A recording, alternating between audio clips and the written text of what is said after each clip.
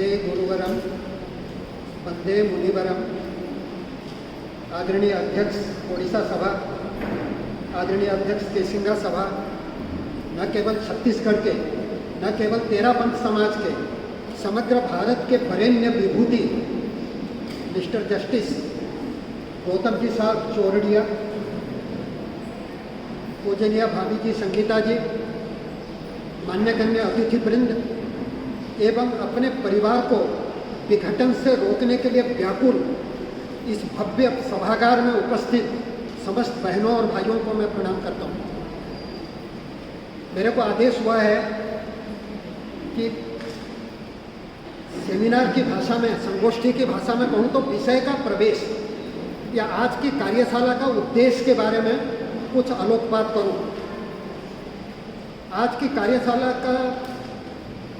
कार्यशाला की सिद्धि के लिए हम जज महोदय से सुनेंगे और स्वयं मुनि प्रवर से सुनेंगे, लेकिन मैं केवल जो सीमित मेरा रोल है वही करता हूँ। मैं ज़्यादा औपचारिकता में नहीं जाऊँगा, मैं तुरंत आता हूँ मेरे अपने विषय पर। संस्कार की दृष्टि से हम भारतीयों में कुछ गिरावट इन दिनों में आई है, पर माता पिता और गुरुजनों के प्रति एक सहज सम्मान बोध अब भी हम में जीवित है। परिवार ने हमें सदा एक सुरक्षा कवच प्रदान किया है। सुख दुख, अकेलापन, तनाव, कुंठा और अवसाद के समय परिवार हमें हरदम सपोर्ट करता आया है।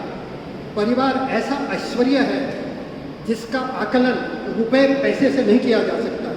इसीलिए हैप्पीनेस इंडेक्स अथवा प्रसन्नता की सूचकांक में भारत अन्य विकसित देशों से बहुत आगे है। परिवार व्यवस्था ने ही भारत को जगत गुरु के स्थान में आसीन किया था। आज भी जब ज्वलंत समस्याओं के बारे में बात करते हैं तो ये बात मुखर होकर आती है कि परिवार को विघटन से कैसे रोका जाए, परिवार को बिखरने से कैसे रोका जाए। तलाक, अकेलापन, बच्चों में हिंसात्मक प्रवृत्ति का विकास, बुजुर्गों की क्रूर उपेक्षा तथा सब कुछ होते हुए भी एक रिक्तता की अनुभूति से हम सब पीड़ित हैं।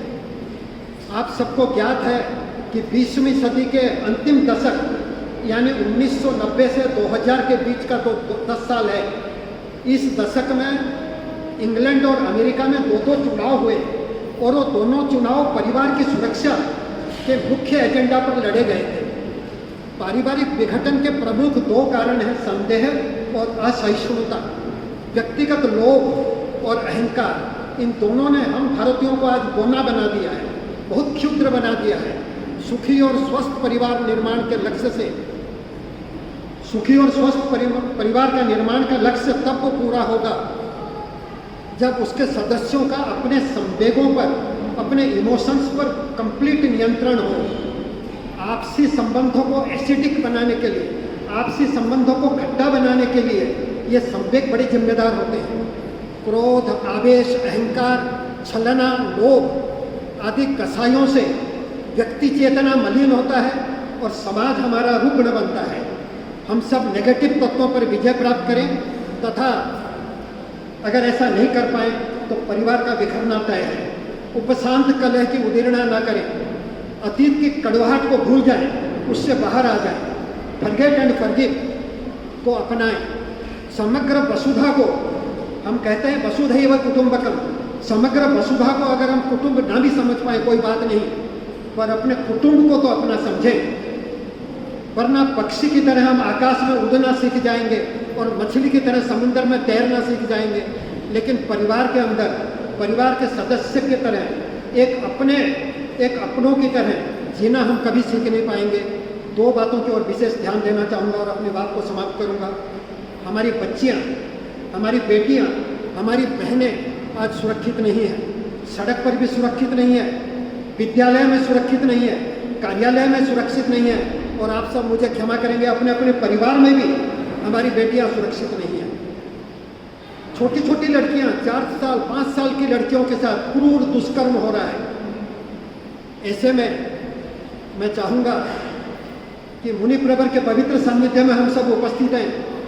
मैं चाहूँगा कि परिवार में जब कोई लड़के का जन्म हो, आप ध्यान रखें, तो उसको जन्म घुटी के रूप में यह संस्कार दिया जाए कि महिलाओं का कैसे सम्मान होना चाहिए, महिलाओं को कैसे सुरक्षा दी जानी चाहिए। इस पर परिवार के जिम्मेदार गण्यमान्य व्यक्ति ध्यान दें। और दूसरी बात है, हमारे बुजुर्गों का समुचित मान सम्मान हो, उनकी समुचित देखभाल हो, संभाल हो, बुढ़ापे में सेवा सुविधा का पूरा ध्यान रखा जाए, उन्हें मानसिक समाधि मिले, उनकी अनुभूति का जी भरकर लाभ उठाया जाए। और अगर हम इसमें फेल हो जाएंगे तो वृद्धाश्रम खोलने में हमारे तेरापन समाज में भी हमको कोई नहीं रोक पाएगा, हमको खुलना मजबूरी हो जाएगा। अंत में एक सत्य घटना का उल्लेख कर मैं अपनी बात को समाप्त करता हूँ। आदरणीय जज साहब, मैं आपका ध्यान चाहूँगा, मेरे दादाजी ने इस ज़माने में हम बच्चों को यह बात कही थी। हरियाणा का एक शहर हिसार का एक छोटा सा कस्बा, 2 भाई का परिवार एक रसोई में रहते थे। इतना प्रेम था, सब लोग उनकी चर्चा करते थे कि भाई प्रेम देखो तो इन 2 भाइयों का देखो। जब बंटवारे का प्रसंग आया तो 8 फीट बाई 8 फीट के एक आंगन को लेकर दोनों भाइयों में तकरार हो गई। बड़ा भाई बोला इसको मैं लूँगा, छोटा भाई बोला मैं लूँगा। अब समाधान नहीं हुआ, कोर्ट में चला गया केस। मजिस्ट्रेट साहब ने समझाना चाहा, नहीं समझे दोनों भाई, तो मजिस्ट्रेट साहब ने इंजेक्शन दे दिया, भाई ये डिस्प्यूटेड लैंड है, इसको आप दोनों कोई वापस नहीं पाओगे जब तक समाधान नहीं हो जाता, जब तक निर्णय नहीं हो जाता। और बंधुओं, वो केस चलते चलते 30 ईयर्स 30 साल तक खींच गए। जज साहब, कैसी विडंबना है ये न्याय कितने डिले करता है न्याय प्रदान करने में। 30 साल खींच गए। दोनों भाई गए हैं, पेशी थी, मजिस्ट्रेट साहब ने फिर आगे का 2 महीना आगे का केस सरका दिया। और 2 महीने के बाद जब कोर्ट खत्म हुआ, दोनों भाई वापस घर आने लगे। बड़े भाई अपने बैलगाड़ी में, छोटे भाई पीछे पीछे खुद की बैलगाड़ी में आ रहे हैं। बड़ा भाई खड़ा होकर बैल हाँक रहा है, और संजोग ऐसा बना कि उसकी धोती की लांग, पीछे की जो लांग है, खुल गई और खुलकर चक्के में आने को हो गई। छोटा भाई पीछे था, वो देखा, वो बोला अरे बड़ा भाई गिर जाएगा, भाई गिर पड़ेगा, उसको चोट आएगी। वो बोला भाई भाई भाई। बड़ा भाई बोला आफ्टर 30 ईयर्स, 30 साल के बाद ये भाई का शब्द मैं सुन रहा हूँ, ये क्या है? पीछे मुड़कर देखा, क्या है? बोला भाई आपका धोती खुलने को हो रही है, आप गिर पड़ोगे, आप धोती को संभालो। बड़ा भाई नीचे उतरा, धोती को संभाला और बोला चल हिसार चलते हैं। तो बोला भैया अपना तो 2 महीने के बाद की पेशी है, आज क्या करेंगे? तो बोला किस बात की पेशी है, किस बात की, हमारी लड़ाई किस बात की है? जब तू बड़े भाई को गिरते हुए देखना तेरे को गवारा नहीं है, तू देख नहीं पाता, जब मैं गिरूंगा तो तेरे को पीड़ा हो रही है, तो तेरे मेरा लड़ाई किस बात का? कोर्ट में गया, बड़ा भाई लिख दिया कि जो है सब इसका है, ये जमीन इसको दे दो, छोटे भाई को दे दो, और छोटे भाई को हम गिर गया। बंधुओं, 30 वर्षों की लड़ाई 3 मिनट में खत्म हो गई। ये संवेदना का जागरण समाज में हो, आज इसीलिए हम सब इकट्ठे हुए हैं। बंधुओं, आचार्य श्री महाप्रज्ञ जी में भी ये चिंता थी कि परिवार को कैसे बचाएं। आचार्य श्री महाश्रवण जी में भी है, मुनि प्रवर में है, तभी तो हम लोगों को प्रेरित करके ये सेमिनार का आयोजन हुआ है। और आदरणीय जज साहब में भी है, नहीं तो इतने दूर से वो क्यों आते? और आप सब में भी है कि परिवार को बिखराव से कैसे रोका जाए। और आज इसीलिए हम सब इकट्ठे हुए हैं साथियों। और आज मैं ट्यूनिंग सेट करने के लिए खड़ा हुआ था, मैं मेरा ट्यूनिंग सेट कर दिया। अब हम सुनेंगे, जज साहब को भी सुनेंगे, मुनि प्रवर की सुनेंगे। आप सबका बहुत बहुत धन्यवाद। मेरी आवाज़ आप सब तक पहुंच रही है ना? 2 पंक्तियां मैं गुनगुना लूँ भिक्षु स्वामी के बारे में, फिर मैं अपनी बात करूँ तो ज़्यादा अच्छा होगा, क्योंकि मेरे आराध्य भिक्षु हैं और उनसे ही मेरा जीवन है। भज मन भिक्षु स्वाम विघ्न हरे आनंद करे, सांवरिये ने मंगल सरणे, परबारा से काम सरे, परबारा से काम सरे। भज मन भिक्षु स्वाम विघ्न हरे आनंद करे, विघ्न हरे आनंद करे, विघ्न हरे आनंद करे। बोलो भिक्षु स्वामी की। भाई तुलसी ने न्यायालय में कैसे न्याय होता है इसकी बड़ी व्यंग्यात्मक समीक्षा की मैं आभार व्यक्त करता हूँ, क्योंकि हिंदुस्तान की न्यायपालिका में करीब 3 करोड़ से ज़्यादा मामले लंबित हैं और करीब 25,000 जज हैं। और इन 25,000 जजों के माध्यम से हम 3 करोड़ मामलों को अगर निपटाना चाहें, जो स्थिति 3 करोड़ है, बढ़े ना तो कम से कम 30 या 40 साल लगेंगे। तो जो न्यायालयों में, अदालतों में तलाक के मामले लगा के रखे हैं, वो सावधान हो जाएं। करीब जो 85-80 साल की बुढ़िया हो जाएगी तब न्याय मिलेगा। तो आप अगर उस अवस्था में तलाक के मामले को निपटाना चाहते हैं तो कृपया अदालत में आइए, वरना हमारा समाज इतना अच्छा है कि बैठ के भाईचारे से हम अपनी बात को समाप्त कर सकते हैं। मैं भाई सुनील को सुन रहा था, जिन्होंने सौरभ जैन को, जिन्होंने गीत के माध्यम से अपनी बात कही।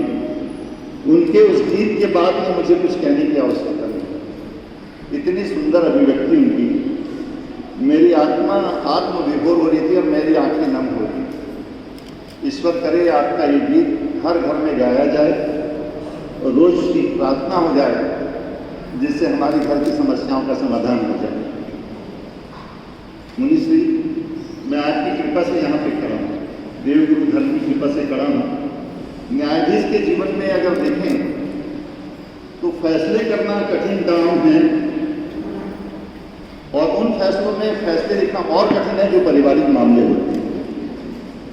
परिवार के मामले अदालतों से निपटाया जाना बड़े कठिन काम है। जहाँ भावनात्मक रिश्ते हों, पति पत्नी ही एक रिश्ता नहीं है, उसके पीछे न जाने कितने लोग जुड़े हैं, सास ससुर, भाई बहन, साला सालियाँ, बेटे बेटियाँ, दादा दादी।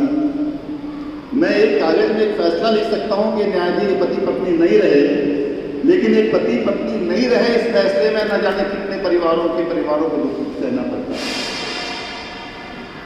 परिवार के बारे में फैसला लिखने में हम लोग बहुत सोचना पड़ता है। इसलिए कानून में एक व्यवस्था बनाई गई है कि अदालतों में आने के पहले आप प्री लिटिगेशन में जाइए। न्यायालय में आने से पहले अब एक माध्यम बनाया गया है कि मीडिएशन कीजिए, भाईचारे से मामले को निपटाइए। और हिंदू लॉ में और अन्य लॉ में एक कंपल्सरी कानून बनाया गया है कि बिना सुलह कराए, सुलह का प्रयत्न किए कोई भी न्यायाधीश फैसला नहीं लिखे। इसका मतलब समझ सकते हैं हिंदुस्तान के न्याय बनाने, कानून बनाने वालों कितने चिंतित हैं कि सबसे पहले सुलह के माध्यम से प्रकरण के फैसले किए जाए।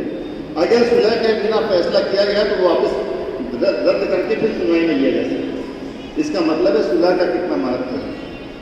मैं परिवार के आने से पहले व्यक्ति क्या है, व्यक्ति का दायित्व और व्यक्ति की जिंदगी क्या है बताना चाहता हूँ। आप लोग सब आधार कार्ड बनाते हैं। आधार कार्ड में आंखों पर रेटिना लिया जाता है, और रेटिना लिया जाता है, इसका मतलब है कि हिंदुस्तान में नहीं, विश्व में जितने भी व्यक्ति, उसका सबका रेटिना अलग है। किसी का भी रेटिना एक जैसा मिलता नहीं है।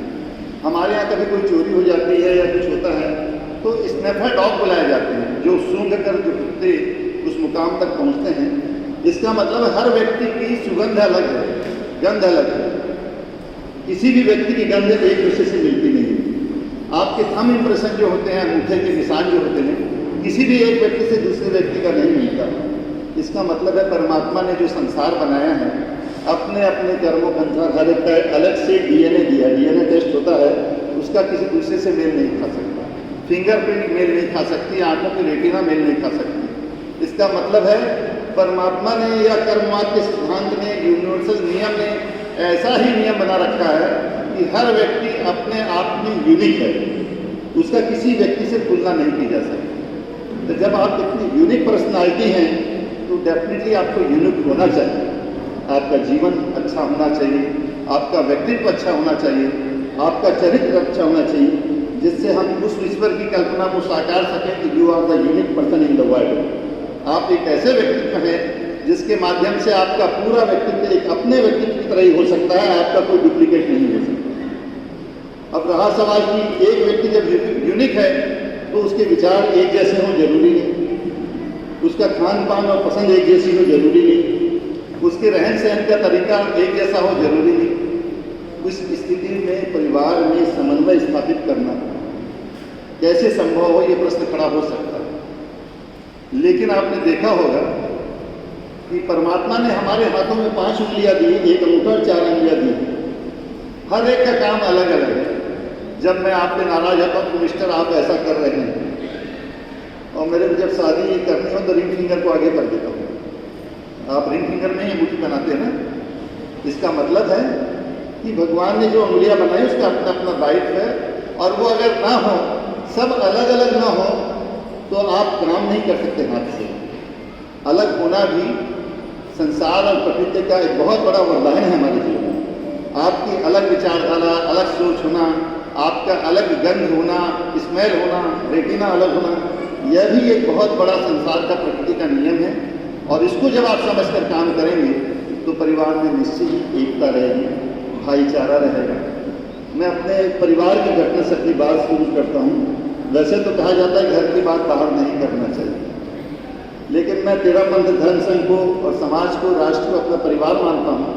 इसलिए मैं नहीं मानता कि मेरी घर की बात बाहर जा रही है, मैं अपने परिवार में ही बात कर रहा हूँ। ये कहना, मेरी माँ एक बहुत ग्रामीण परिवेश से आई थी। मैं सुबह आज ही चर्चा कर रहा था, उस बात को पूरी नहीं कर पाया था, इसलिए उसको पूरी कर रहा हूँ। मेरी माँ एक ग्रामीण अंचल से आई, पढ़ी लिखी बिल्कुल नहीं थी, यानी उनको हस्ताक्षर करना भी नहीं आता था, और बिल्कुल बालिका अवस्था में 14-15 साल की अवस्था में उनकी शादी हो गई मेरे पिताजी के साथ में।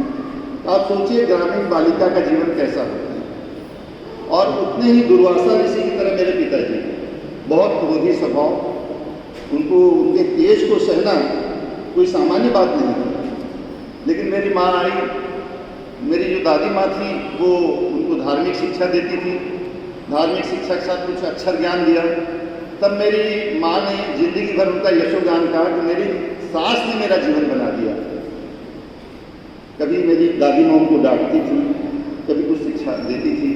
धीरे धीरे उनका जीवन इतना अच्छा हो गया। आपको नहीं लगता कि मैं उनकी संतान हूँ, उस अशिक्षित महिला की संतान हूँ जिसने मुझे शिक्षित किया, मुझे धार्मिक संस्कार दिए और मेरे जीवन को इतना उन्नत बना दिया कि मैं आज आपके सामने कुछ कहने के लिए सक्षम हो सका। आप कभी मत सोचिए कि BCom, LLB, MA, IT, technology पढ़ने वाला व्यक्ति विद्वान है।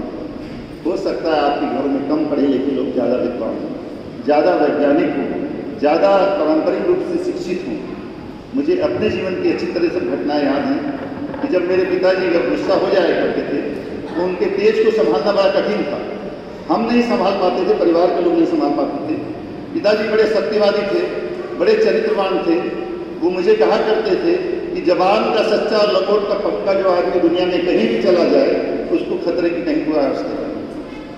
हम अपने जीवन को कुछ उन पुराने लोगों से सीख कर ऐसा बनाएं जिससे हमारा जीवन सुरक्षित हो सके। मैं आज भी अपनी पत्नी से कहता हूँ कि मैं अपने पिताजी का सिर्फ 10% भी बन जाऊँ तो मेरा जीवन सफल है। सिर्फ 10% की बात कर रहा हूँ इसलिए मैं 10% भी हम अपने पिताजी जैसे बन जाएं हम सफल हैं। और ये कहानी सिर्फ मेरे घर की नहीं, आप हर एक के घर की कहानी कभी झांक कर देखिए अपने दिलों में कि आपके घरों में वैसे बुजुर्ग मिल जाएंगे। मेरे पिता की धोती फटी हो सकती है, चरित्र फटा हुआ नहीं था।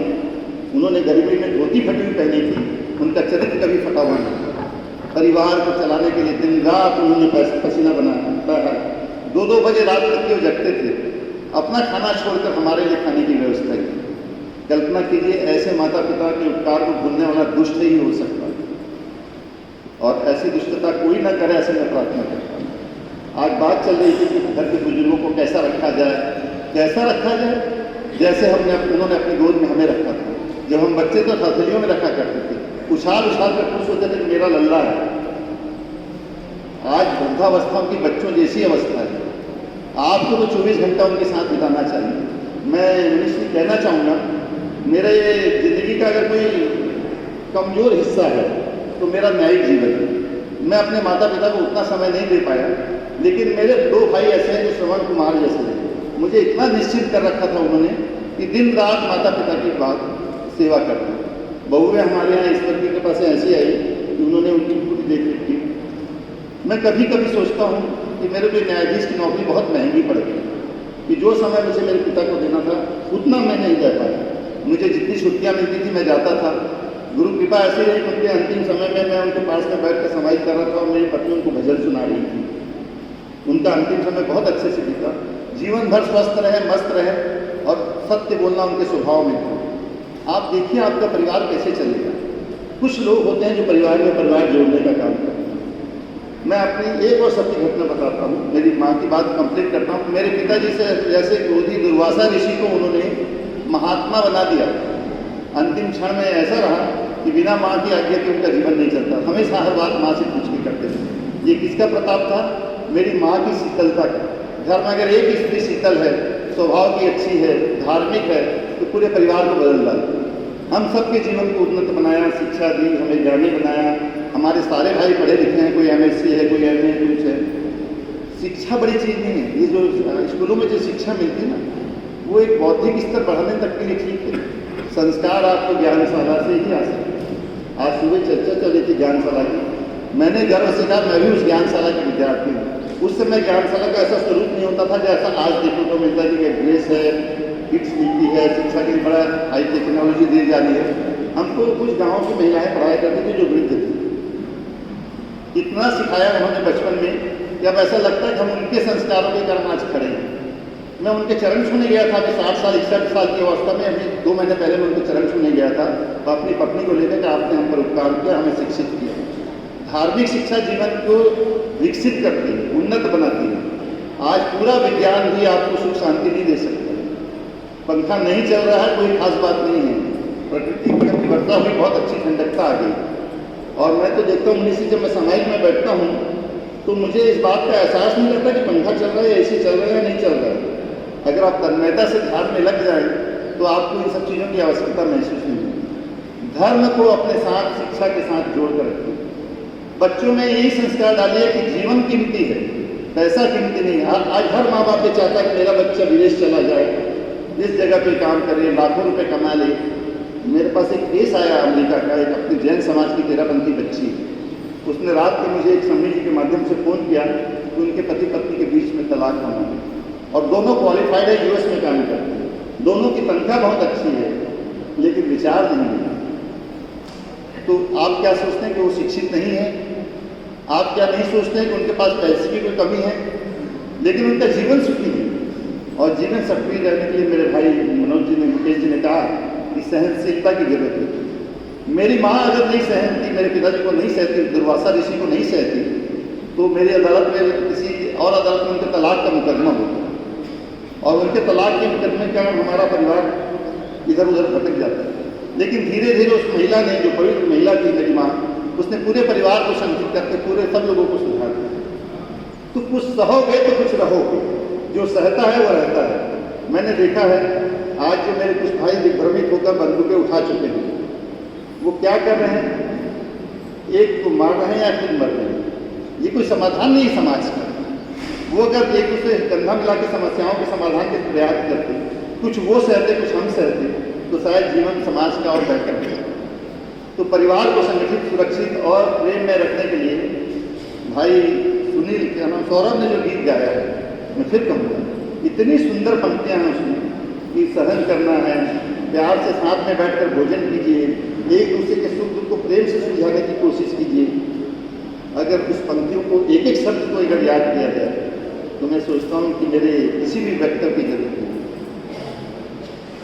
रहा सवाल कि समाज में वृद्धों की आज स्थिति अच्छी नहीं है, लड़कियां गांव में जाना नहीं चाहती, लड़कियां पढ़ी लिखी हो चुकी हैं इसलिए बराबर के लड़के नहीं मिल रहे हैं।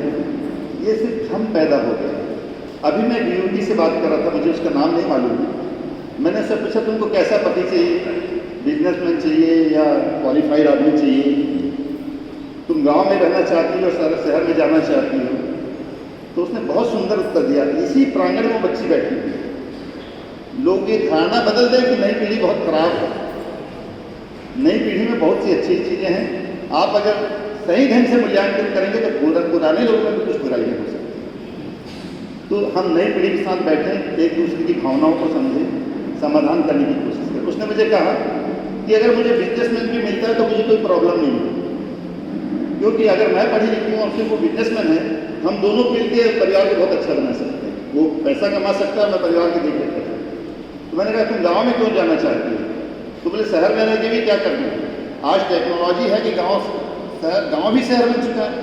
आपके पास इंफॉर्मेशन टेक्नोलॉजी है, आज मैं यहाँ केसिंगा में बैठे बैठे इंडिया के नहीं वर्ल्ड के किसी भी कॉन्फ्रेंस को एड्रेस कर सकता हूँ, वर्ल्ड के किसी भी देश को एड्रेस कर सकता हूँ, अपने वर्ल्ड में किसी भी जगह पे बिजनेस कर सकता हूँ उस जगह पे बैठ। आज आपके हाथों में टेक्नोलॉजी है, आप मोबाइल रखते हैं ना अपने हाथ में, व्हाट्सअप है, इंस्टाग्राम है, ट्विटर है, आपके पास में वीडियो कॉन्फ्रेंसिंग है, तो सोच बदलने की जरूरत है। कुछ बच्चियाँ हो सकती हैं जो सोचती हैं कि मुझे गांव में अच्छा नहीं लगेगा, मैं शहर में जाना चाहती हूँ। मैं अभी बॉम्बे गया था मेरे से युवक परिषद के कुछ साथियों की मीटिंग थी, करीब 50 युवक परिषद के अध्यक्ष और सेक्रेटरी और प्रेसिडेंट आए थे उसमें, और सेक्रेटरी प्रेसिडेंट थे, तो मुझे एड्रेस करने के लिए बुलाया गया। तो मैंने कहा चलो आज मेरे पास एक दिन है, मैं सब संतों के दर्शन कर लूँ। आप विश्वास नहीं करेंगे अगर मुझे कोई कहे कि बॉम्बे में रहो, मैं कहूँ मैं नरक में नहीं जाना चाहता। इतना तनावपूर्ण वातावरण, दिन भर गाड़ियाँ चल रही है, साउंड है, गाड़ियों के साउंड है, एयर पॉल्यूशन है, लोग भागे जा रहे हैं, जिंदगी में कोई ठहराव नहीं, आनंद नहीं, मशीन की तरह लोग दौड़ रहे हैं। मैं कभी शहर में नहीं बसना चाहता। जीवन की धारणाएं बदलेगी, आप विश्वास रखिए, आज नहीं तो लोग कल गांव की ओर लौट के आने वाले हैं। तो जो शहरों के सपने देख रहे हैं उनसे मेरा कहना है कि गांव को शहर बना दीजिए। आपके हाथ में टेक्नोलॉजी है, आपके हाथ में नॉलेज है, knowledge is the biggest power in the world. आपके पास अगर ज्ञान है तो आप गाँव को भी शहर। अब्दुल कलाम साहब कौन से बड़े शहरों में पढ़े थे? आप अब्दुल कलाम साहब को देश का आदर्श मानते हैं। वो एक बहुत रामेश्वर के बिल्कुल मैं गाँव पे जाकर आया, बहुत इंटीरियर गाँव जहाँ पूरी सुविधाएं आज नहीं। उस बच्चे ने पेपर बेच के अपने ज़िंदगी को ऊंचा उठाया और कहाँ तक पहुँच गया। आज मिसाइल मैन के नाम पे वर्ल्ड के लोग उनको जानते हैं, उनका रेस्पेक्ट करते हैं, और सिर्फ मिसाइल मैन के नाम पे नहीं, पीस मैन के नाम पे उसको वर्ल्ड के लोग जानते हैं। जब उन्होंने आचार्य महाप्रज्ञ के समय शरण में आए, जब परमाणु बम का परीक्षण किया उन्होंने पोखरण में जब परीक्षण किया उन्होंने बम का, परमाणु बम का, उसके बाद सीधे वो गुरुदेव के दर्शन करने आए आचार्य महाप्रज्ञ। तो आचार्य महाप्रज्ञ ने कहा कि मिस्टर कलाम, आपने अशांति की बहुत मिसाइलें चला ली है, अब आप शांति की मिसाइल के लिए काम कीजिए। और उस आज्ञा का आप तेरापंथी मैं कहना चाहूँगा, मुझे क्षमा करें, आप मेरे परिवार के सदस्य, मुझे कहने का अधिकार है कि उस मुसलमान व्यक्ति ने जो कि अब्दुल कलाम हैं, उन्होंने गुरुदेव के एक शब्द को धारण कर लिया कि मुझे गुरुदेव की बात को मानना है। हर कॉलेज प्रोफेसर के रूप में हर कॉलेज और यूनिवर्सिटी में जाके गुरुदेव के उपदेशों का उन्होंने मिसाइल मैन की जगह शांति मिसाइल के नाम से प्रवचन देते थे, लोगों को, विद्यार्थियों को शिक्षित करते थे, और अंतिम क्षण तक वही काम करते थे। उनकी मृत्यु भी प्रवचन यानी स्पीच देने के लिए गए थे गाँव के स्कूल में, और वहाँ उनकी डेथ हुई। हम तेरापंथी हैं, हम जैन हैं, हम मानवतावादी हैं और अपने गुरुओं की आज्ञा का पालन नहीं करते, हमारा परिवार सुरक्षित रहे। हम थोड़ा सहना सीखें। मैं जब सर्विस में आया, मुझे ज़्यादा समय तो नहीं है, 5-7 मिनट और। जब मैं न्यायाधीश के रूप में जब बना तो मैं बड़ा उग्र स्वभाव था। पिताजी का बच्चा था, पिताजी भी तेज थे, मैं भी ब्लड में आ ही जाता है कहते हैं, तो वो DNA में था, मैं बहुत गुस्सेल था। तो कोर्ट जाता हूँ, कोई भी बात विवाद होता, मैं कोर्ट से घर आता हूँ, अपनी पत्नी का मैं आज इस्तीफा से घर जाता हूँ। तो मेरी पत्नी धीरे धीरे कल बात हुई, दूसरे दिन गुस्सा ठंडा होता, फिर काम पे चले जाता। ऐसी बीवी सबको भी, जो पति की समस्याओं को समझती हो, अच्छा मार्गदर्शन देती हो, और ये काम महिलाएं ज़्यादा अच्छे ढंग से करती हैं। जेंट्स में थोड़ी बुद्धि लोग कहते हैं ज़्यादा होती है, लेकिन मेरा विश्वास नहीं। मनुष्य क्षमा करें मुझे, मेरा विश्वास है महिलाओं में बुद्धि और सहनशीलता और विवेक ज़्यादा होता है। ये ठीक है कि परिवार में जब वो छोटी छोटी बातों में उलझ जाती हैं तो वो ये भूल जाती है तो नारी शक्ति है, वो भगवती स्वरूपा है, वो परिवार को बदलने वाली सेंटर है, वो बुरी है, वो भूल जाती है। अगर उन पर विश्वास करें हम, तो मैं सोचता हूँ एक नारी दुनिया पे भारी, एक नारी दुनिया पे भारी इसलिए है कि जो भारीपन से परेशान में बैठे होंगे ना, और वो भी बैठे हैं जो बहुत सुखी हैं। मेरे जैसे लोग बहुत सुखी हैं। मेरी पत्नी ने मेरे जीवन को बहुत बदला, उनके आने से मेरे जीवन में आध्यात्मिक परिवर्तन हुआ। वो एक धार्मिक परिवार से बच्ची हैं, भाई जॉइंट फैमिली उनका है परिवार। उन्होंने मुझे धीरे धीरे धीरे धीरे धर्म से ऐसा जुड़ा। पहला संपर्क गुरुदेव तुलसी से उनके आने के बाद बहुत निकटता से हुआ। गुरुदेव तुलसी ने हम दोनों को संतों के बीच में बिठाया, आशीर्वाद दिया, और वो दिन है राज दिन है। मैं मानता हूँ कि गुरुदेव तुलसी कल्प वृक्ष हैं, कामधेनु है, चिंतामणि रत्न है। आप कभी कभी स्मरण करके कोई समस्या रखिए, आपकी समस्याओं का समाधान गुरुदेव तुलसी है। अब तेरापन प्रबोध देवी पढ़ते हैं, तेरापन प्रबोध मैं सोचता हूँ कि तेरापन धर्म संघ की भागवत गीता है। एक बार मैंने कनक सिंह जी से कहा, काजी प्रमुख जी से कहा था, मथेन बंदामी, ये हमारे धर्म संधि भागवत गीता बोले कैसे, मैंने कहा एक एक दोहों में देखिए जहाँ पे सूत्र भरे पड़े हैं, अपनी आत्मा ही अपनी पहरेदार है। हम कोई बुरा करते हैं, अच्छा करते हैं, आप पढ़ते हैं, आपको याद आता होगा कि एक शब्द आता है कि अपनी आत्मा ही अपने पैर, क्यों डरना कष्टों से चत्तारी मंगल का समय, तेरा बंद परिधि में सारो संसार है। आप धैर्य से एक एक पंक्तियों को पढ़िए। मैं तेरा पंथी इसलिए नहीं कह रहा हूँ, मुझे तेरापन से कोई लेना देना नहीं, जैन धर्म से कोई लेना देना नहीं, मैं मानवतावादी हूँ। मेरा मानवता में विश्वास है, मेरे जाति धर्म में इतने विश्वास है कि मुझे गुरुदेव तुलसी ने इंसान बनाया, इसलिए मैं आज तेरापन धर्म के साथ, मुझे एक अच्छा इंसान बनाया, गुडमैन बनाया उन्होंने, मेरी बुराइयों को दूर किया, इसलिए मैं तेरापंथी हूँ। मैं विश्वास रखता हूँ कि आप परिवार को कैसे चलाएं ये आपके ऊपर निर्भर करता है। मेरे पिताजी कहा करते थे कि कभी परिवार में कोई विवाद हो जाए तो तीसरे आदमी को घर में बता दो। आप अपने घर के विवादों को घर की चार दीवारी नहीं चाहिए। और मैं गौरव महसूस करता हूँ, आज भी हम सब भाई जॉइंट फैमिली हैं, पिताजी माताजी नहीं रहे फिर भी जॉइंट फैमिली हैं, सुख दुख आते रहते हैं, विवाद होते रहते हैं। कहते हैं ना कि जहाँ बर्तन है तो कुछ आवाज़ें आएंगी। हो सकता है आपके घर में, मेरे घर में, सबके घरों में आवाज़ आएगी, लेकिन आवाज़ को मुस्कुराहट में बदलना सीखिए। एक व्यक्ति, मैं देख रहा था अभी वीडियो चल रहा था कि मट्टी और बर्तनों के आधार पर सुंदर म्यूजिक निकाल रहा था, जनगण मन की जो है धुन उसको बजा रहा था। मैंने जब मट्टी से ऐसी आवाज़ कैसे आ सकती है, तो उसने इतने सुंदर ढंग से उसको रोया कि उसको गीतों में बदल दिया। जैसे भाई सौरभ ने भी बोला, बहुत सुंदर गीत प्रस्तुत किया। तो आप भी अपने परिवार को, सारी लड़ाइयाँ भी म्यूजिक पैदा करती हैं। अगर मैं अपने पत्नी से सुबह ना लड़ लूँ तो मेरा खाना नहीं पचता, लेकिन शाम के मुस्कुराहट से वो जब भोजन परोसती है तो मेरे आनंद का कोई पार नहीं रहता, वो मेरे जीवन को इतना आनंदमय बना देती है। तो नारी को कम मत समझिए, उसका सम्मान कीजिए। जो लोग पुरुष सोचते हैं ना कि we are the intelligent people, absolutely you are wrong, absolutely you are wrong. मेरे अनुभव है से कह रहा हूँ, नारी को समझना बहुत मुश्किल है। कभी कभी कहा ना, क्रियाचरित पुरुष भाग्य, कोई समझ नहीं सकता, लेकिन हम लोगों ने उसको बड़ा तोड़ मरोड़ के ढोल पशु नारी गाना क्या क्या कह दिया है। उसमें जो उसके गूढ़ अर्थ हैं उसको नहीं समझा। नारी को समझने के लिए आपकी पूरी जीवन लग जाए तो भी नहीं समझ सकते। मैं अपनी माँ के बारे में आख्यान लिखना लगूँ तो एक बड़ा ग्रंथ बन जाए। इतनी उनकी घटनाएं, इतना उनका जीवन, इतनी सादगी, इतनी सरलता, इतना त्याग, इतना तपस्या, इतना संयम, इतनी सहनशीलता। आप कल्पना कीजिए कि कैसे उन्होंने अपना जीवन बनाया। अशिक्षित महिला है, अंगूठा छाप महिला है। आप और हम सब पढ़े लिखे हैं, आप मुझे बताइए कि पढ़ा लिखा कौन है? Who are the real spiritual person, who are the real educated person? मेरी माँ या हम लोग? मत घमंड कीजिए, प्लीज प्लीज प्लीज, मेरी रिक्वेस्ट है आपसे, अपने भीतर झांक कर देखिए। अपाणम शरणम गच्छामि, मैं अपनी आत्मा की शरण में जाता हूँ और देखता हूँ कि मेरे में क्या क्या कमियाँ हैं, मैं कैसे अपने जीवन को बदल सकता हूँ, कैसे अपने जीवन की बुराइयों को दूर कर सकते हैं। हम हजार बुराइयों से भरे हैं स्वामी जी, और हम दूसरों पे कहते हैं कि आपने ये कमियाँ हैं। मैं करीब 30 सालों से सामायिक कर रहा हूँ। पहले 1 करता था, फिर 2 करने लगा, अभी 3 करने लगा हूँ। और जब मैं सामायिक में बैठता हूँ तो भगवान महावीर से आचार्य महाप्रति ने बुक में लिखा कि मेरा संवाद हुआ था, और उन्होंने देवार्जी देवार्जी से संवाद के प्रश्न उत्तर को लिखा है। मैं सत्य कह रहा हूँ, इस प्रांगण में बैठा हूँ, तेरा इस पवित्र प्रांगण में बैठा हूँ। मैं कहता हूँ, जब मैं सामायिक करता हूँ कभी कभी ऐसा मन लगता है कि ऐसा लगता है कि मैं भिक्षु स्वामी तुलसी स्वामी से संवाद करूँ। मेरे प्रश्नों के समाधान मिलते हैं, मेरे जीवन को उन्नत बनाने के समाधान मिलते हैं। ऐसी ऐसी समस्याओं से हमको जूझना पड़ता है। न्यायाधीश का जीवन कोई केक वॉक नहीं है कि आराम से चले जा रहे हैं।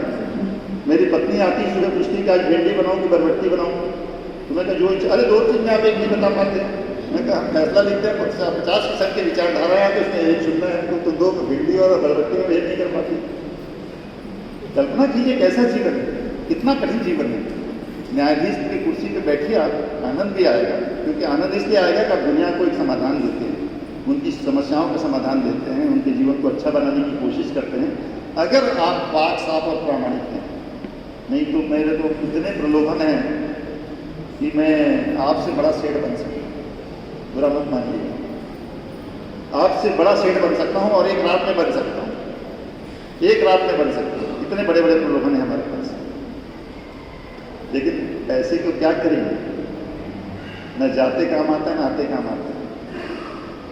पैदाइशी आपके हाथ में नहीं, मृत्यु आपके हाथ में नहीं। प्लीज इसको संवारिए, सुंदर बनाइए, जीवन को सुंदर बनाइए। तब आपके हाथ में जीवन भी आपके हाथ में, मृत्यु भी आपके हाथ में। इस जीवन को अच्छे बनाने के लिए सबसे पहले अपने आप को अच्छा बनाना जरूरी है, और इसके बाद द्वितीय स्थान आता है परिवार।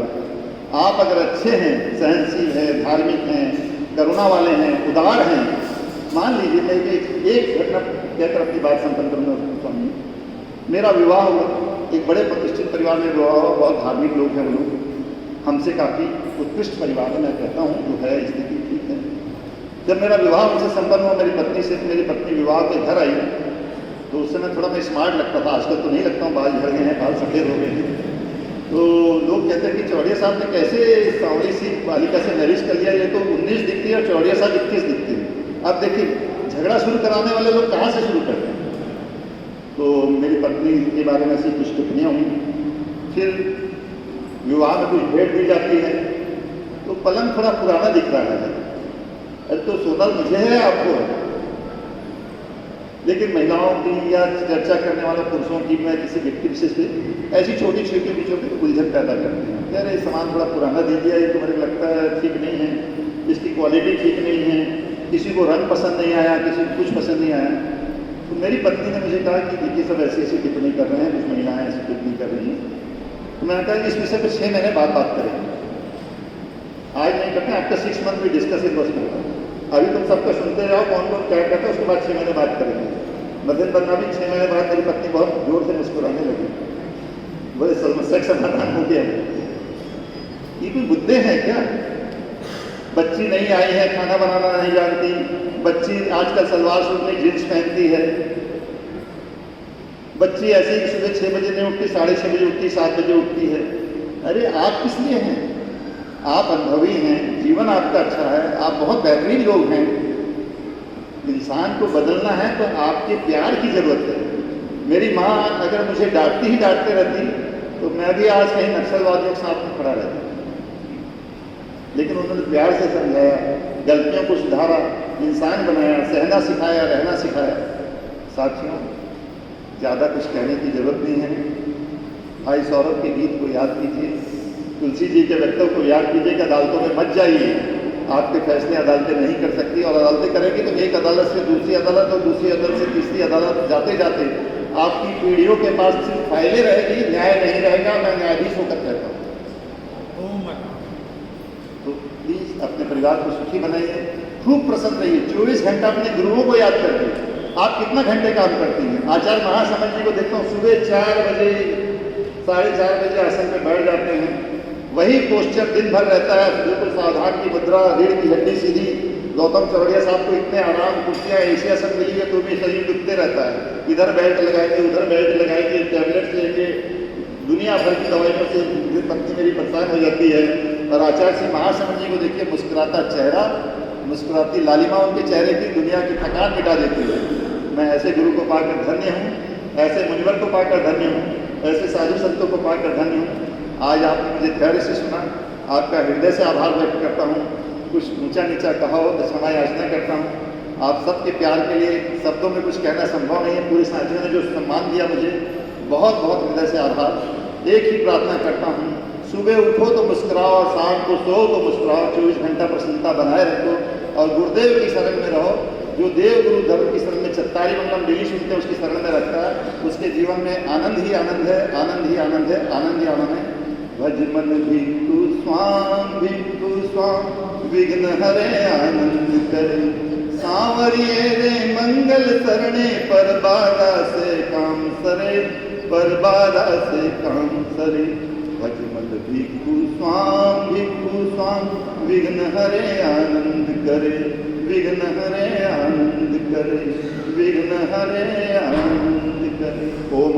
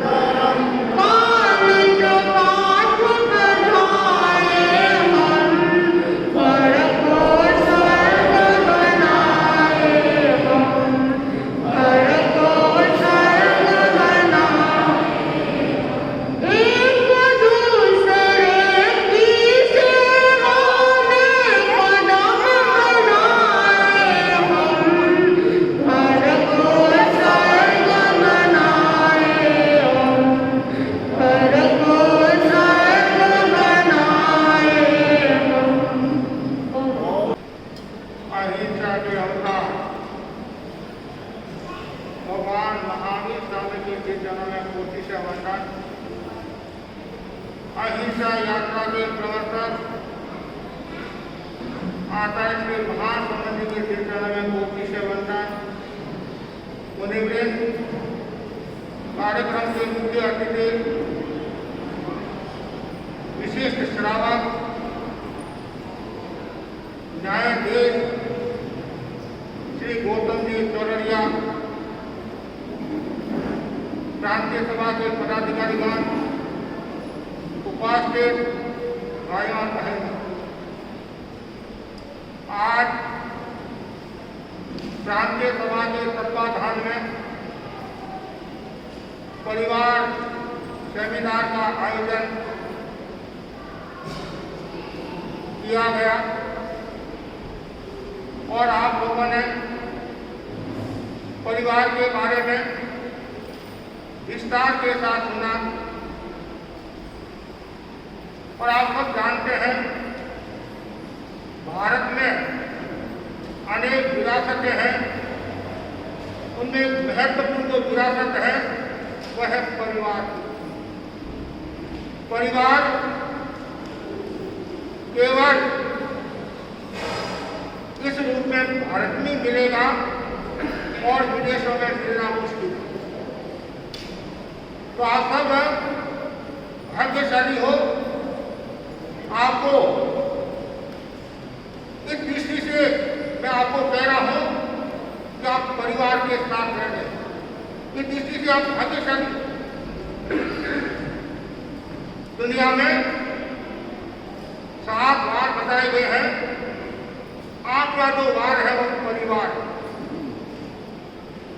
परिवार सत्यम शिवम सुंदरम का सचिवालय है, मानवीय गुणों का मुख्यालय है और स्नेह भावनाओं का शिवालय। परिवार एक गुलदस्ता है, परिवार एक गुलशन है, परिवार एक घर है, परिवार एक गुरुकुल है, परिवार एक कारखाना है और परिवार का अर्थ है चारों ओर से जो स्वीकार करे उसका नाम है परिवार। परिवार वह है जहाँ सुख दुख बांटे जाते हैं, सुख दुख भोगे जाते हैं, उसका नाम है परिवार। और जहाँ रिश्तों की अच्छी तरह से परवरिश हो उसका नाम है परिवार। आचार्य महाप्रभु जी ने बहुत सुंदर किताब लिखी है परिवार के साथ कैसे, और संयुक्त परिवार का जितना मूल्य है उतना सिंगल परिवार का मूल्य नहीं। संयुक्त परिवार के साथ में रहने में फायदा ही फायदा है, नुकसान कम है, फायदा ज्यादा है। और सिंगल परिवार में लाभ कम है और नुकसान ज्यादा है। जब हम गुरुदेव के साथ में रहते हैं तो हमारे को कोई महसूस नहीं होता है, और जब हम अलग में रहते हैं तब महसूस होता है क्यों कहीं जाना है तो सोच विचार कर जाना होता है। तो परिवार परिवार है। अब परिवार में शांति कैसे रहे, परिवार हमारा शक्तिशाली कैसे बने। आचार्य महाप्रभु जी ने अनेक सूत्र दिए हैं, उनमें एक महत्वपूर्ण सूत्र है जो काफी पूर्व वक्ताओं ने चर्चा भी की, वह है सहनशीलता। सहनशीलता, नम्रता, नहीं मधुर व्यवहार है विद्या बुद्धि कला सभी बिल्कुल देखा। जो सहता है वह रहता है और शेष गिर जाता है।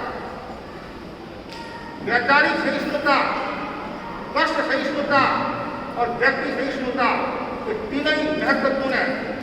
आप परिवार में रहते हैं तो दो विचार वाले भी होते हैं, तीन विचार वाले भी होते हैं, पांच विचार वाले भी होते हैं, और सबके अलग अलग विचार होते हैं। मतभेद भी हो सकते हैं, विचार भेद भी हो सकते हैं। विरोधी विचारों को सहन करना सबसे बड़ी बात होती है। आचार्य भिक्षु ने भी यही बात कही, संघ को चलाना है, समाज को चलाना है तो सबसे पहले सहनशीलता। और आचार्य महाप्रभु जी के शब्दों में सहन करो शपथ करो। रंग राष्ट्रीय हिंदा पत्र के बिठाने के बाद और आदमी बनता है इंसान ठोकरे खाने के बाद। नो क्रॉस नो क्रॉस, जिसके जीवन में संघर्ष नहीं आता है वो कभी महान नहीं होता है। महान वे होते हैं जो उसी को सुलझाना जानते हैं, और महान वे होते हैं जो बिगड़ी को बनाना जानते हैं। जो तो अपनी गुजार में बनने वाली सारी महान है, पर महान वे होते हैं जो आदमी को अपनाना जानते हैं। जो आदमी को अपनाना जानते हैं, और आदमी को कौन अपनाएगा, आदमी को कौन स्नेह देगा, आदमी को कौन आत्मीयता देगा, इसके दिल में सहिष्णुता है। आपने नाम सुना होगा केसरी मजीद सिराना का, नानावास के श्रावक थे, और जिन्होंने स्कूलों के निर्माण में, संस्कार निर्माण में उनकी महत्वपूर्ण भूमिका ली। एक बार वो स्कूल के चंदा के लिए पूर्वांचल में गई और एक भाई के चंदा मांगा स्कूल के लिए, और उस भाई को गुस्सा आ गया, आवेश आ गया। और आप जानते हैं आवेश, आवेश का मतलब क्या है, उस देश में नहीं रहना, उस अवस्था में नहीं रहना।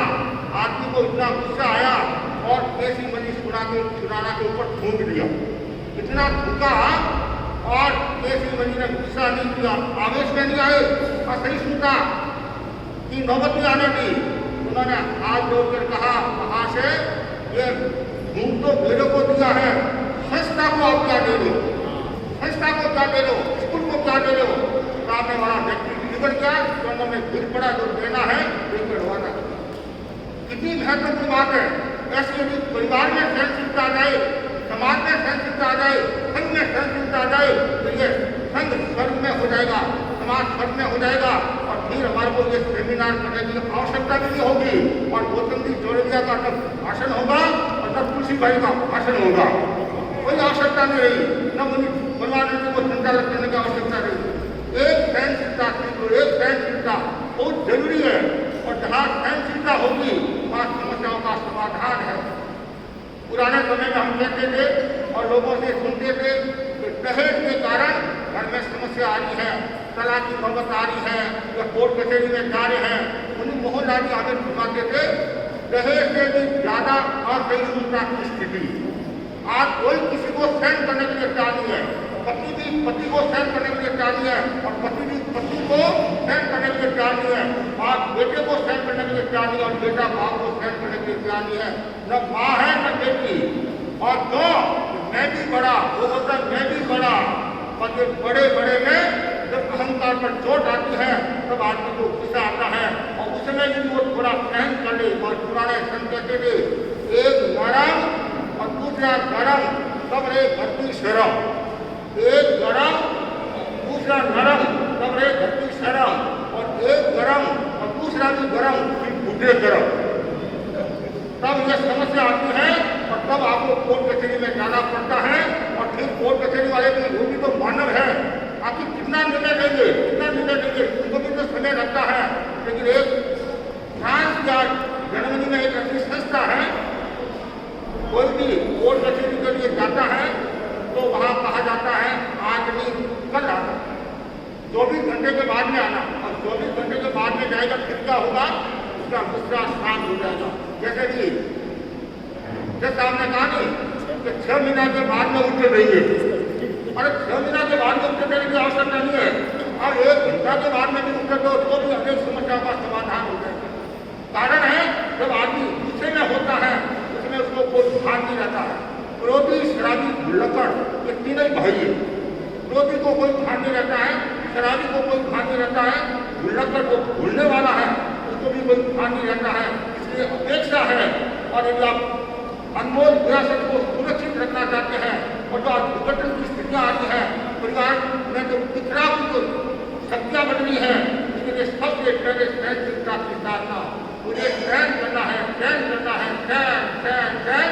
और जब भी आपको गुस्सा आए तो मौन हो जाओ, मौन हो जाओ, बोलो मत।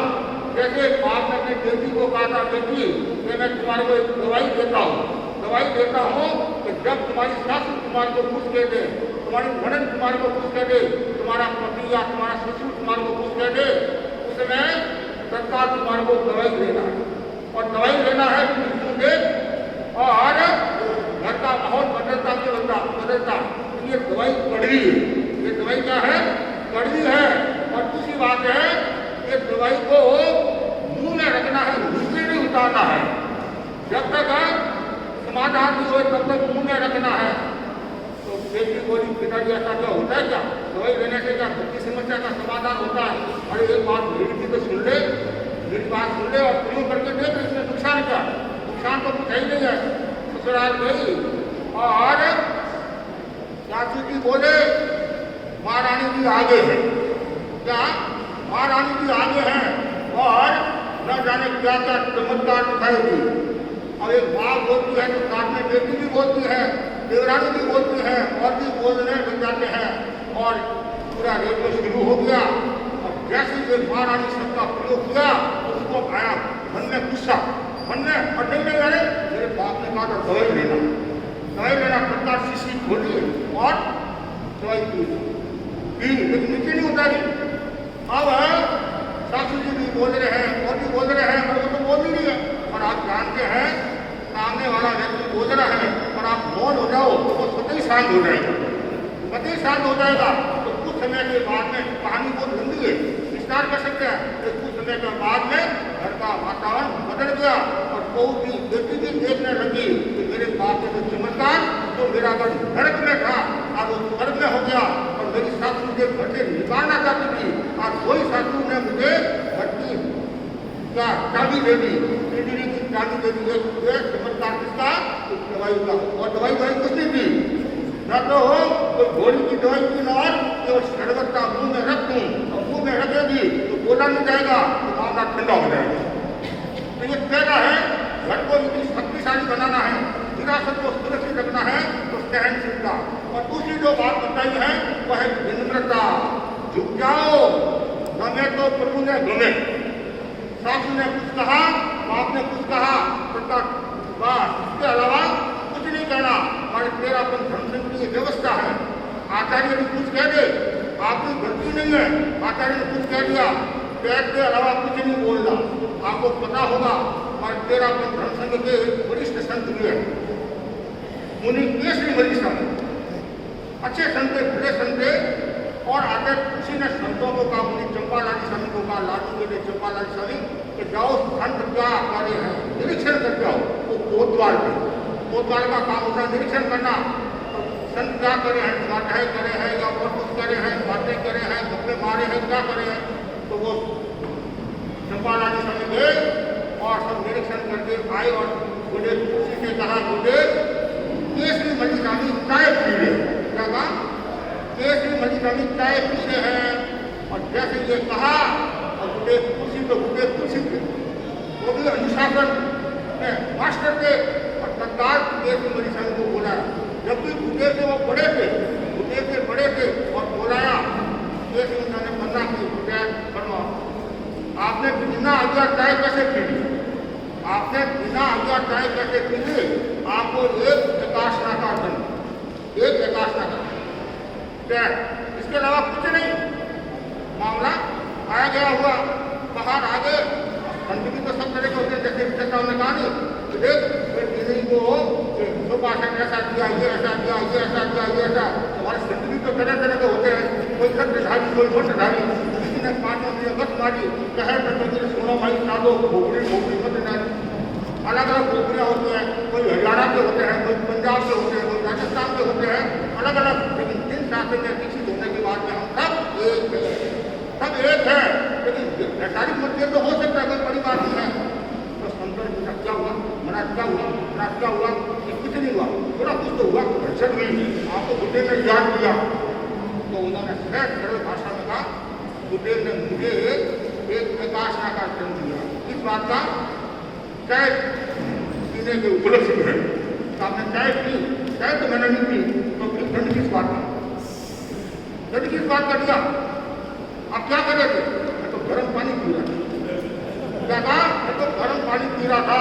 तत्काल चंपालानी स्वामी को बोला, मुझे कुछ होगी तो कम नहीं थे। और चंपालाल, तुमने कहा नहीं कि चाय पी रहे थे, वो तो चाय नहीं, वो तो गर्म पानी पी रहे थे। तुमने किस आधार पर कहा वो चाय पी रहे थे?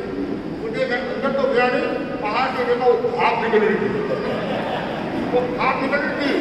आपके आधार पर मैंने आपको कह दिया, मुझे को बहुत पश्चाताप हुआ। मैंने बिना विचारे सोचे समझे एक बड़े संत को एक एकाशना का दंड दे दिया। बड़े संतों को बुलाया और कहा एकाशना का दंड माफ, और मैं एकाशना का दंड स्वीकार करा। अब बोलो आप, तो प्रश्न चलता है, प्रश्न समाज चलता है। और उस समय अहंकार में आ गए, बट ऑर्डर इज ऑर्डर, अधिकार की भाषा का प्रयोग नहीं करता है और अधिकार में अ हटा दे पीछे ढिकार मिलेगी। तो हमारे यहाँ बताया गया है, गुरु गति कहे बात तय, इसके अलावा कुछ नहीं। और यही बात घर में आ जाए तो सासू ने कुछ कह दिया, पिता ने कुछ कह दिया, उसने कुछ नहीं कहना।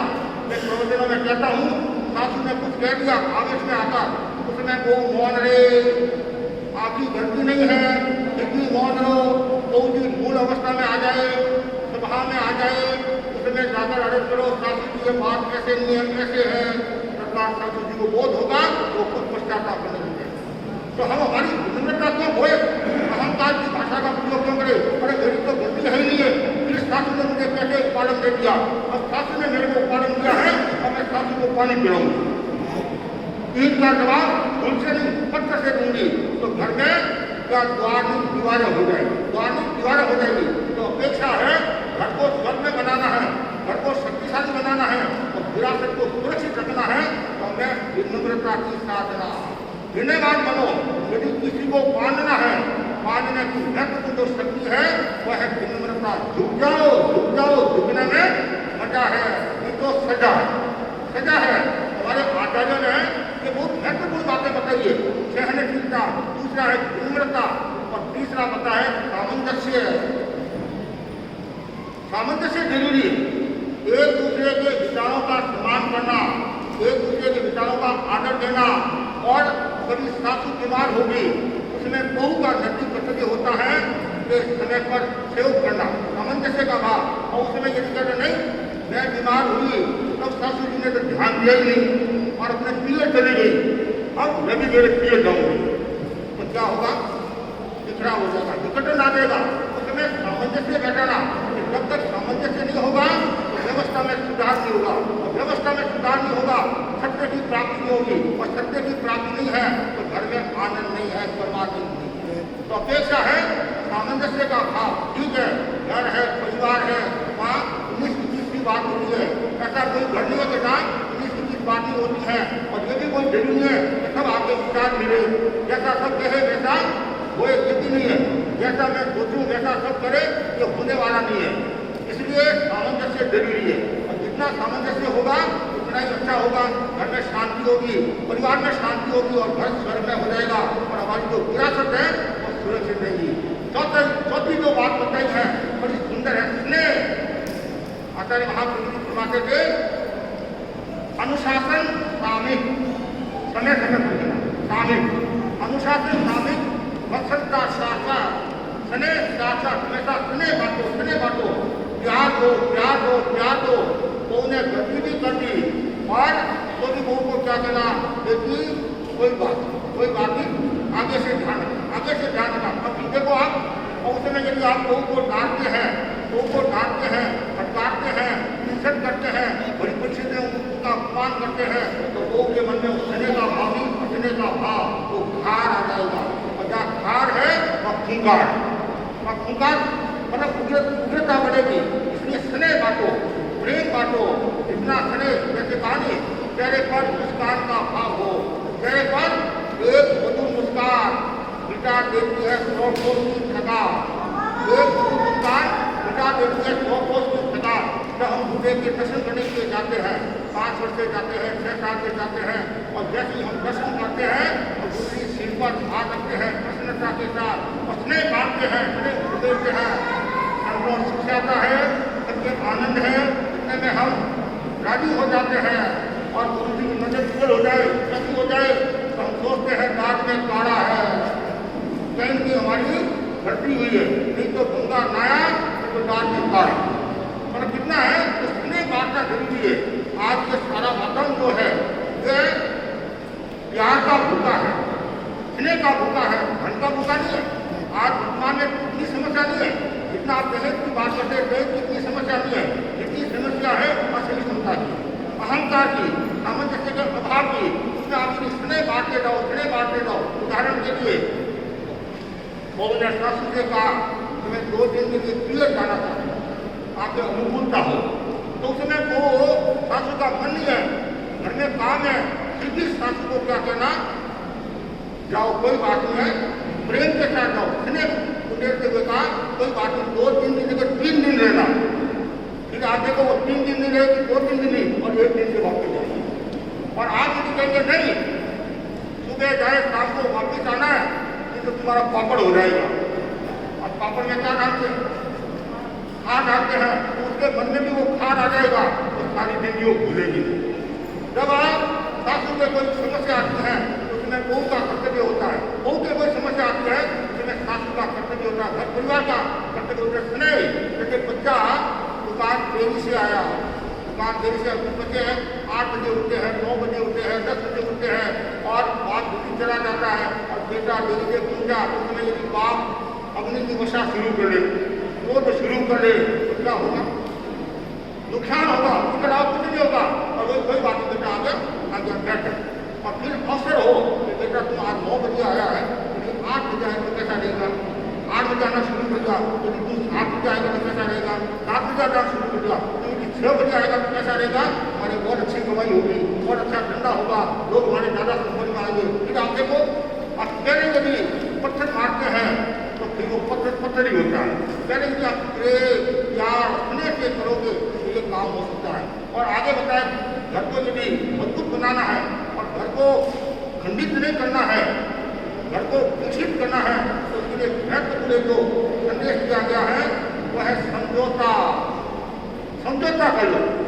समझौता में फायदा है, जैसे कि बताया गया कि कोई पति पत्नी के कोई बीच में बात आ गई, वो कोर्ट कचहरी में जाते हैं, उससे पहला समझौता कर लो, सुलह कर लो, तो क्या है नुकसान नहीं होगा।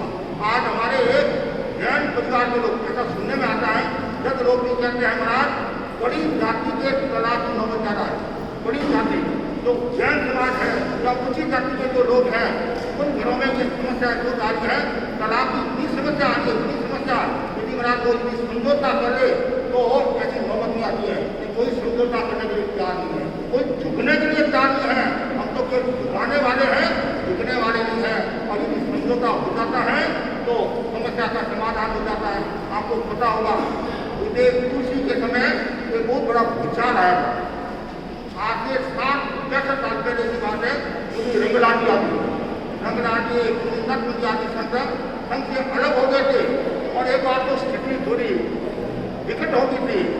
समय है मंत्री मुनि मगन लाल साहब ने आचार्य तुलसी के सामने कुछ बात रखी और आचार्य तुलसी भी नरम पड़े और समझौता कर दिया और संघ सुरक्षित देगा। समझौता का मतलब एक तरफ सामंजस्य से बैठा दिया और उनकी बातों पर भी ध्यान दिया कि आप जो बात बता रहे हैं उन पर भी हम ध्यान देंगे, समझौता हो गया और संघ सुरक्षित हो गया। नहीं तो संघ को कितना नुकसान होता है, ऐसे ही परिवार को नुकसान होता है, ऐसे ही समाज को नुकसान होता है। समझौता की मनोवृत्ति को बढ़ाए, समझौता की मनोवृत्ति होगी तो समाज में खुशहाली आएगी। और एक सबसे महत्वपूर्ण बात बताई है कृतज्ञता का भाव रखना। आपका कोई काम करे उसके प्रति कृतज्ञता करो। जब आपके गरज होती है तो आप बहुत मीठे बोलते हो और उसको खूब काम में लेते हैं और जब काम पूरा हुआ तो उसको आप साइड में कर देते हैं। ये भी अच्छी बात है। तो हमारे हर क्षण हर पल मन में कृतज्ञता का भाव, हमारा सभी कार्यक्रम पूरा होता क्या होते हैं कृतज्ञोस्मी, हम सब आपके आभारी हैं। कृतज्ञता का भाव कब आएगा? जब आपके घुटने में विनय और विवेक होगा तब कृतज्ञता का भाव आएगा। और लास्ट में जो महत्वपूर्ण एक बात बताई गई, बड़ी सुंदर बताई है, वो ये है आश्वास और विश्वास। ये जो हमारा परिवार है ये आश्वासन देने वाला है, विश्वास देने वाला है। और परिवार वाले क्या बोलते हैं, तुम चिंता मत करो, हम सब है और तू परिवार के प्रति आस्था रख और मैं भी तुम्हारे प्रति आस्था रखूंगा। इससे क्या होता है, सब सुरक्षित। हमारे संत के लिए कहा गया है आशा को विश्वास हो, ये संत आश्वासन देने वाला है, विश्वास देने वाला है और ये सीमित घर के समान है। तो संत को छोड़कर कहीं नहीं जाना, लेकिन परिवार को छोड़कर भी कहीं नहीं जाना। और जो परिवार को छोड़कर जाता है और तो वो दुख को प्राप्त होता है, पीड़ा को प्राप्त होता है। आज जो घरों में कितनी नौबत आ रही है, कितनी समस्याएं आ रही है। हम कर्नाटक में थे, एक भाई ने मुझे बताया, मैंने मेरी पत्नी को खूब समझाया, तुम अलग हो मत हो, अलग मत हो। जब तुम बीमार रहती है और तुम्हारे सासू भी तुम्हारी खूब सेवा करती है, तुम्हारी जो देरानी है वो भी तुम्हारा ध्यान रखती है, तो फिर तुम अलग क्यों हो रही है? तुम बीमार रहती है, वो औरत है जिद पकड़ लेती है, यदि क्रिया हट मतलब औरत जिद छोड़ दे और आदमी गुस्सा छोड़ दे तो घर स्वर्ग में हो जाएगा। औरत जिद छोड़ दे और आदमी गुस्सा छोड़ दे तो घर स्वर्ग में हो जाएगा। उसने खूब समझाया, वो जिद छोड़ी नहीं, वो अलग होगी। समस्या ये आई और वो बीमार रहती तो रसोई कौन बना? अब घर में और ज़्यादा समस्या आई तो वो कुछ दिनों के बाद में बोली कि वापिस माँ के साथ चलो, देरानी के साथ चलो। वो बोला मैं भी नहीं जाऊँगा, मैं भी नहीं जाऊँगा। मैंने तुम्हारे को पहले खूब समझाया, तुम नहीं समझी। अब तुम जानो, तुम्हारे कर्म जाने, तुम भोगो। और उसमें यदि समझौता का भाव होता, उसमें वो धन जाती तो ये समस्या नहीं आती। देने का परिचय देती तो वो ये नहीं जाने भाई मेरा परिवार है, मुझे आश्वासन देने वाला, विश्वास देने वाला है। आज जब परिवार के साथ रहते हैं तो जब कोई समस्या आ जाती है तो परिवार आपका सहयोग करता नहीं करता है। हम घरों में देखते हैं, आप तो अपने घर की बात बताते हैं, हम तो गाँव की बात बताते हैं और लोग भी कहते हैं तो कहीं नहीं बोलते महाराज मैं माँ के साथ हूँ, सासू जी के साथ हूँ तो मैं सुखी हूँ, आराम से मैं कहीं जा सकती हूँ, मेरे बच्चे भी आराम से रहते हैं। लेकिन तो ये स्थितियाँ आज जो जैसे पिता संधि जो बात चल रही है और यदि स्थिति सही नहीं रही तो हमारे घरों में भी ये स्थिति आ सकती है।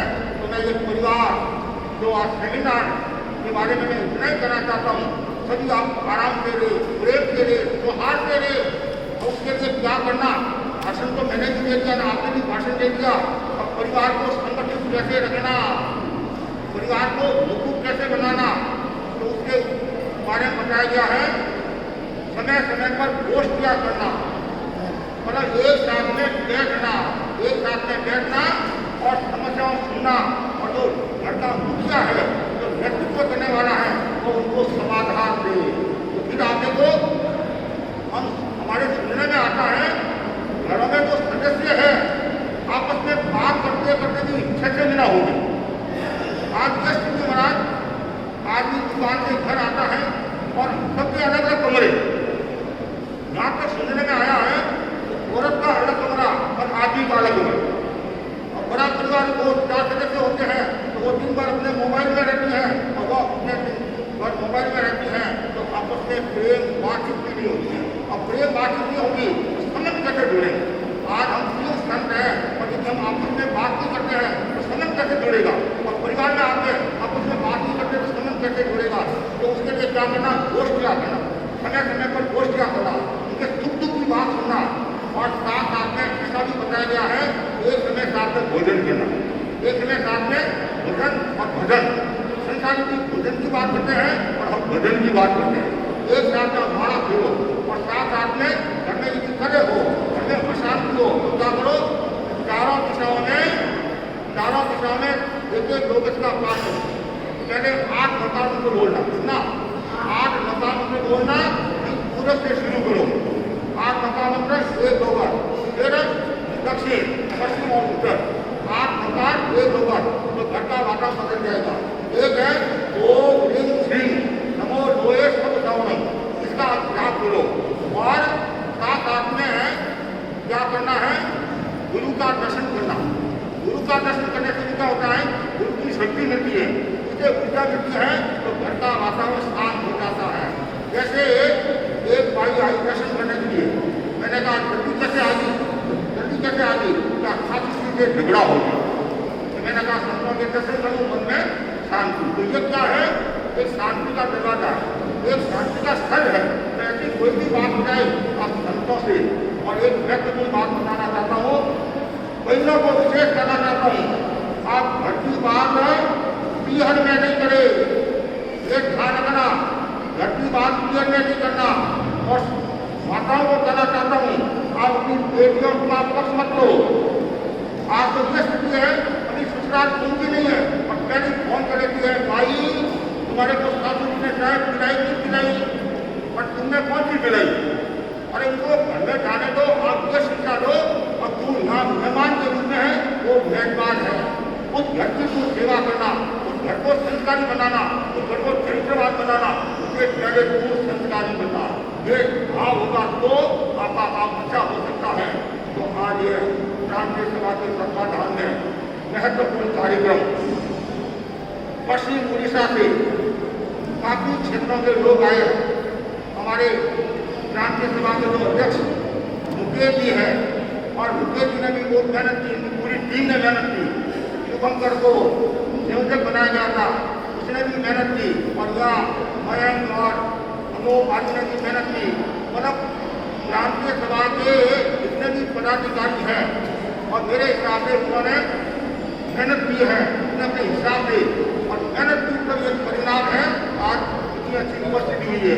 और जो कार्य करता है, मेहनत करता है, उसका फल तो मिलता ही फल मिलता है।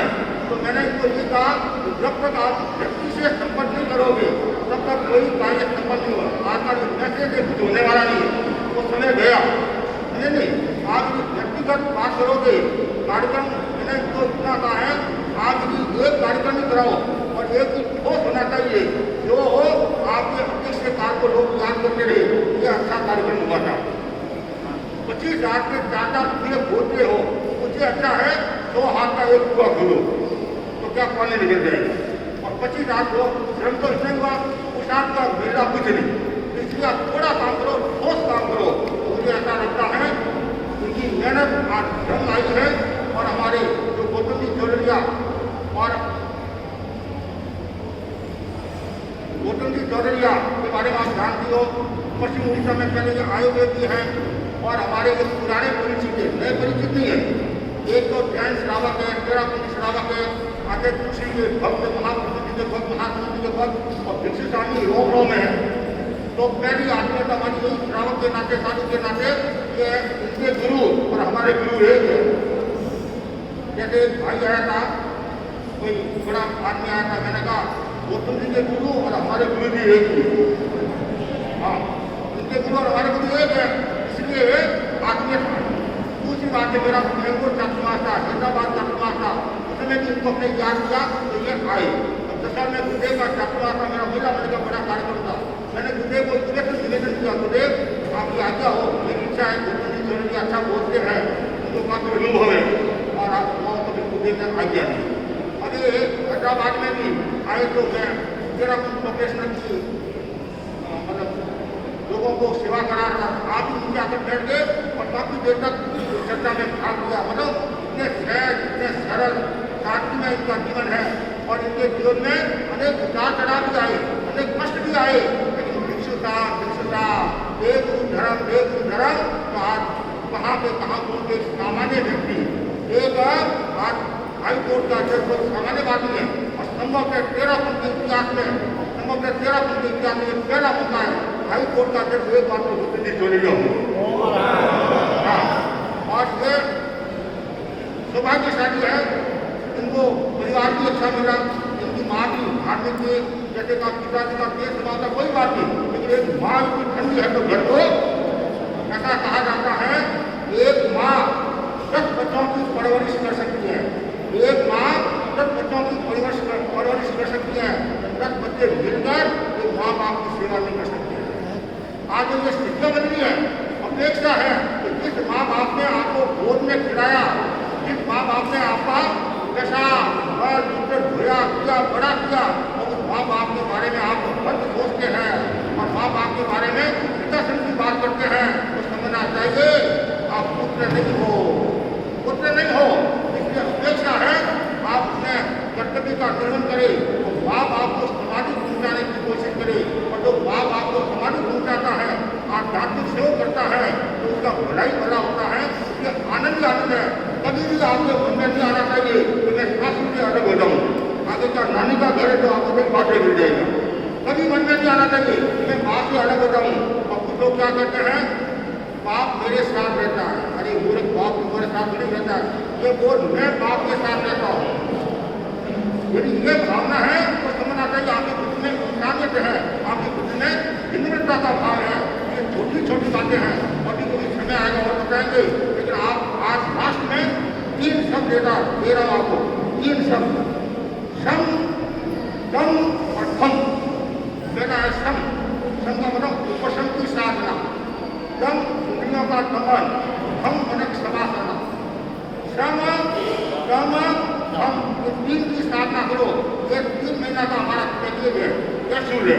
जैसे आप डॉक्टर के पास जाते नहीं, डॉक्टर कहते भाई 3 महीना के बाद में वापस जाना, तो हम भी आपको 3 महीना का शुरू दे रहे हैं। दम श्रम और धम इनकी साधना करना, और आपके लोग से कोई नुकसान हो जाए, आपके लोग से किसी को कटु वचन कह दो तो सरकार मत भावना करें, मीठा प्रेम से प्रिय कर शब्दों का प्रयोग करो।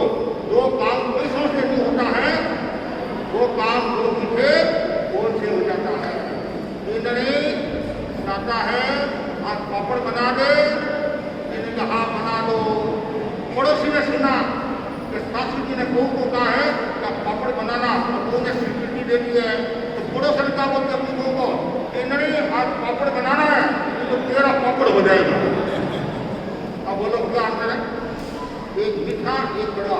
वो पापड़ तो बना देगी, पापड़ में क्या डालते हैं खाद, तो वो खाद ना हो जाएगा।